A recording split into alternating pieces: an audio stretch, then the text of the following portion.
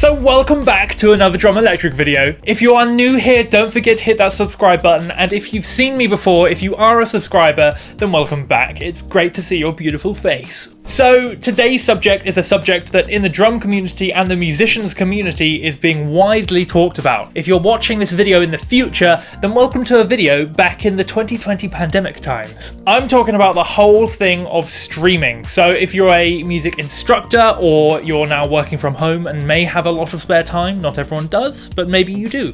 You're experimenting with the world of online streaming. I know I am as a tutor. I'm having to move all my lectures online, and so far I'd say it's going well. It's a very fun new experience. But the main important thing is that as drummers, especially with acoustic kits, that's not the easiest thing in the world. Now, bearing in mind there's so many different factors that go into all of this. So, for example, this very room that I'm talking to you in is a studio, and I'm very, very lucky to have that. I have an acoustic kit set up all the time.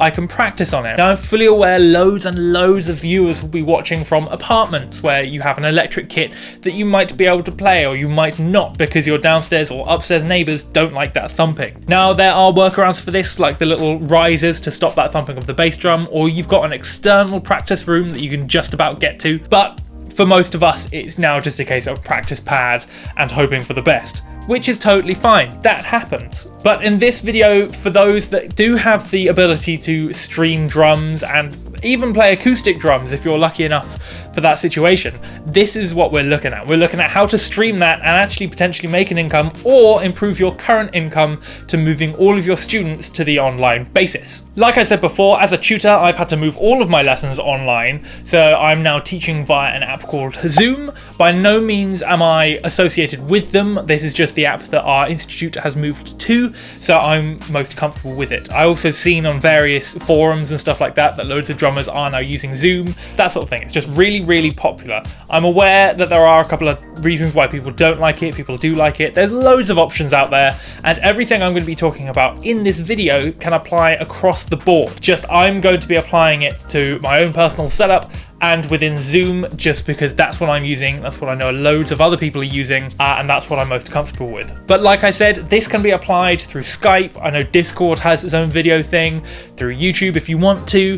Anything you're using, this can pretty much be applied. There'll just be some preferences that you'll need to work around. With this, with the fun fact of streaming across Zoom and different things like that, I've had to work out how to get that kit sounding beautiful on the internet. It's not an easy feat, especially with the parameters of Zoom where there's a limit of how good the audio is going to sound, and it's not the best. So I'm doing a couple of videos. This is the first part. This is part one. This is the most simple setup. There's nothing particularly fancy about it. It's just how to get good general audio from the kit and a good visual. From here, I'm going to do a more complicated setup where I'm actually going to use the mics through Logic and routing it that way. And then we're going to look at how to do a multicam setup, which is what I use now, to get really clear footage. All the audio is coming through Logic, through all of my EQ and things like that, to get quite nice sounding kits, and I can switch between a talking mic and the mics behind the kit.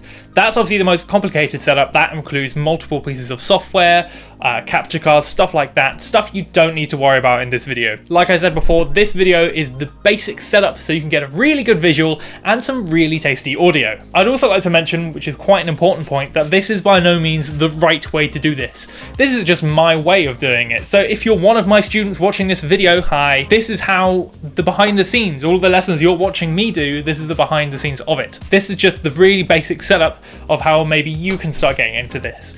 If there is a better method or something that I haven't mentioned that you're using, please comment it down below, because that would be super helpful, because I can learn from it too. So let's get into our basic setup. If you want to see the more complicated ones, don't forget to hit that subscribe button so you know exactly when those videos are coming out. Okay, now we know what to expect. We're going for the basic setup. First things first is, what do you actually need to get this set up? So this basic setup that I'm running will be on a 15-inch 2017 MacBook Pro with Touch Bar. I believe it's the basic spec one. It's a very nice laptop, and I know that not all of you will have this spec. This is just what I'm using. You do not need a Mac to run this. Like I said, this is just what I'm running. If you have a Windows perfect. If you just have a laptop lying around, if you have a computer lying around, perfect. If it can work and run Zoom, you're good to go. So that's my Zoom front, that's the camera, and then for my audio, I'm just using a Zoom, funnily enough, different company, a Zoom H6, which is one of the fancier interfaces, which I'm fully aware of. Now, you don't need the H6 in the UK. Here it's about 200 quid or so, which is quite steep, but I invested in this a while ago and I use it to record all my gigs, all my inner feeds with the stereo out, and it's really, really handy. So if you've got the money, if you want to invest in it, please do. You can use it for many, many things, but there are loads of alternatives from the Zoom range to loads of other ones. I think Tascam do a bunch as well. Shure and Rode, I think they've got some different options, but what you're looking for with the H6 is that it's an audio interface as well, and it's really, really cool. So that's what I'm using. I'm using my Mac for the laptop for Zoom for the camera, and then I'm just using Zoom for the audio. They're the two things, that's it. That's all we need. It's relatively simple. It's not the cheapest thing in the world, but this is stuff that I've already got. You may have the equivalent, have an experiment, have a little research, find what's best for you, and that won't break the bank. So before we get into setting this up behind the kit and making it all beautiful and pretty and sounding nice, there's a couple of settings that you need to change on Zoom. So we'll head over to a screen recording on my Mac and I'll show you exactly what they are. Welcome to Behind the Desk. It's very exciting behind here, I know. Welcome to Zoom. It's a fun adventure if you haven't had time to experiment with it already, but it does the job we need it to do. So like I said, there are a couple of settings that we need to change in the preferences to make the audio sound quite nice and good, and so it doesn't hate us on stream. Now all you need to do is head over to preferences. You'll get this screen pop up. As you can see, everything's just system settings, which we don't need to worry about yet. Later in the video, I'll show you what you need to do. For now, the first thing we want to do is there's a little check mark called Enable Stereo. All right, we want to just hit that, click that. It means that when the audio comes out and when you're listening as a student, it's in stereo, which is always really nice. Now, if you don't have the Enable Stereo setting, all you need to do is head to General, scroll down to the bottom and then the View More Settings button. That'll open up Chrome, Safari, whatever you're using, and you'll get a whole list of settings that are on Zoom, alright? Have a play around with all of these because they're really good to know where they are and what they do, but there'll be one that says Enable Stereo Sound. Hit the on button for that, it'll be good to go. You can just leave Chrome, Safari, whatever you're using, come back to the app and that setting will be there. So, back to the audio settings. We've enabled stereo sound. Again, that's completely optional really. If you want stereo sound, then by all means. If you don't, carry on watching. From here, we need to hit the advanced button in the bottom right. So just hit advanced, you'll get this lovely screen up. Now these are really important features, okay? And I recommend turning this off for both yourself and your students. So you've got suppress persistent background noise and suppress intermittent background noise. Now both of these need to be set to disable. I believe they're on auto straight away, but whatever setting they're on, turn them to disable. Basically what it does is it hears loud noises and reduces them, which is great until we're playing drums. It hears drums as a loud noise and takes them away. So as soon as you hit a drum, it goes and it sounds horrendous, you can't hear it. So by disabling them, all is good. So you'll want to do this for both yourself and your students or whoever's on the other end of your Zoom call. Automatically these settings are turned on, you need to turn them off and make sure they're off the whole time for both you and your viewer. The other one, echo cancellation, you can just leave that, that's totally fine, that doesn't really do much. It's just there, it helps with the whole echo back and forth. If you can hear them, they can hear you, stuff like that. Don't worry about it too much. The first two though, they're the really important ones. Once you've done that, you can exit out of the settings, all is hunky-dory there. We can now head behind the kit and get this all set up. So we are now behind the kit. I've got the Zoom recorder set up kind of where I want it to be, and I've also got my laptop next to me for the camera. Now, the Zoom is nothing special. I've kind of got it on its basic setup because this will be across the board on all of the Zoom recorders. This is obviously the H6, like I said earlier. The H4 has the same thing. There are a couple other models which you should absolutely check out, but I'm not too sure of those. But I've just got the XY mic set up because they produce a really nice sound, and there's a little gain switch on the top of them that I can use to change between having the kit sound and my voice. It does take a second, but it works really well because it sounds really good. These are also the XY mics that come stock with this, so you don't have to purchase anything more than just this recorder, which is even better. I then have the Zoom recorder connected to my Mac via USB because then this acts as a little audio interface and the Mac can pick it up as its own mic. mic. It's really cool. I'll go through that in a sec though. Now this Zoom mic is then just connected to my Mac via USB, as it's then used as an audio interface, like I said earlier, where the Mac will then use this as the microphone rather than the Mac mic, which is loads better. In order to do this, you've just got to plug the USB in.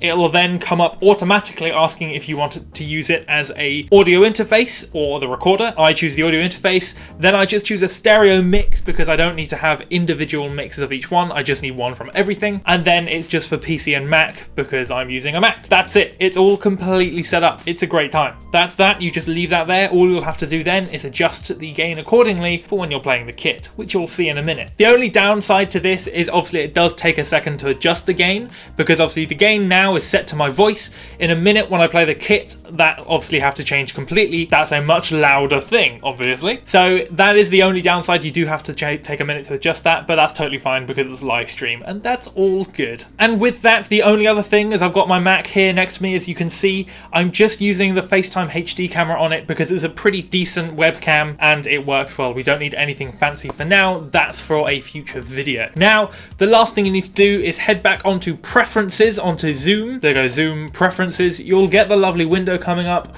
and then you just need to change the mic to the H6. That is it. Then it's your choice of changing your speaker to either the Mac. I tend to have mine in a little headphone extension coming out the side of the Mac, or you can actually plug directly into the Zoom and control it from there. Like I said, I tend to do it with the Mac because it's a little easier to control. The buttons are a bit bigger, so I can just mash them when I want something louder or quieter. It's really important to note as well that once you've got all this set up, you'll want your Mac next to the kit, or at least somewhere around it that you can both reach it and get a good angle on it. Now I've got a little rack set up here that has my audio interface and things like that, and I've deliberately put that next to my kit so I can reach it. The other option is take a music stand like this and put your Mac on it, or purchase something like that. You can actually get actual laptop holders and things like that, or just stack a bunch of boxes. Whatever really works. Chairs are good too. So that's pretty much it. That sets up both the mic and the laptop. You'll get pretty good visual from it and you'll get pretty good audio from it as well. Like I said, this is just the basic mix. It's nothing particularly fancy. It's just so you can get really clear audio and visual for all of the people watching. So I'm going to switch this over to recording from Zoom. So you'll see exactly what this both looks like and sounds like as if you were watching one of my live streams. So I'll just switch over and I'll see you there. So here we are, welcome to Zoom. As I said, it's very lovely and very glamorous. This is just the audio from the Zoom H6 that you can just about see in the corner here. And then the visual just from my FaceTime HD camera is just the webcam. Obviously this is me talking. You can see that this is nothing glamorous in terms of view. You've got the kit that you can normally see, my collection of books, the SBD, the coffee machine, which is vitally important. But this is a view that I can talk to people if I want to, and then just completely turn around and play the kit. So at that point, I can just turn down the camera so you can see the kit nice and easy. Scoot up, turn the gain down and play. So if I was demoing something, this is what it would look like.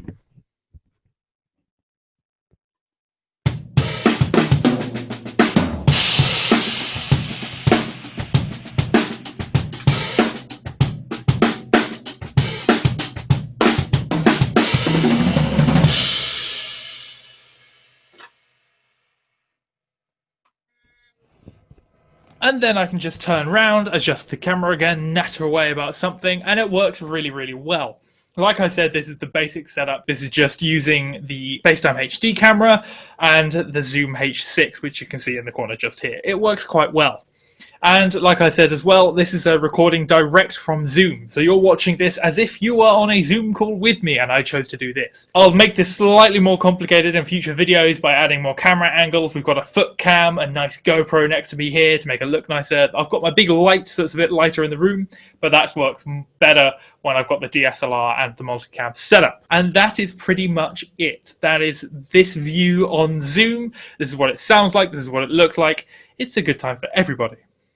And that is it. That's the nice, simple method to get really nice audio and a really nice visual from just the Zoom H6 and then the Mac or your laptop of choice. Like I said before, make sure you hit that subscribe button to look out for part 2 and part 3, the slightly more complicated setups the videos where if you want to see an audio interface with the zoom, with multiple cameras, keep your eyes out for that. If you have any questions about anything that happened in this video, or there's something that I've missed, or you've got a more efficient way of doing things, please comment it down below. I'd love to hear your setups. I'd love to hear what you guys are doing to teach online. If you've moved online, it'll be a great time for everybody. Don't forget to hit that like button and subscribe for all of our shiny new videos, and I will see you in the next one.